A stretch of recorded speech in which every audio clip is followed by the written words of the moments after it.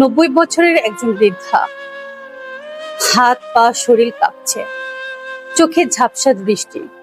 তবুও তিনি বসে আছেন বাজারে, খুব সামান্য টাকার বিনিময়ে মানুষের জন্য মাছ কেটে দেন। বয়সী যিনি এখন একটু ভালোবাসা, একটু যত্ন, আরাম আর বিশ্রামের প্রাপ্য, তিনি আজ জীবনের বোঝা টেনে চলছেন কেবল বেঁচে থাকার জন্য। ভাবুন তো, এই বয়সে কারো কাঁধে মাছ কাটার ছুরি মানায়? তবু তিনি করছেন, কারণ না করলে হয়তো রাতে তার প্লেটে ভাত উঠবে না। এই দৃশ্যটা আমাকে অনেক ভাবিয়েছে, বিষণ্ণ করে তুলেছে।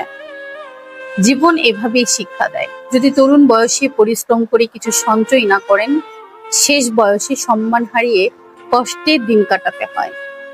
টাকা সম্পদ জমা মানে শুধু বিলাসিতা নয়, ভবিষ্যতের নিরাপত্তা।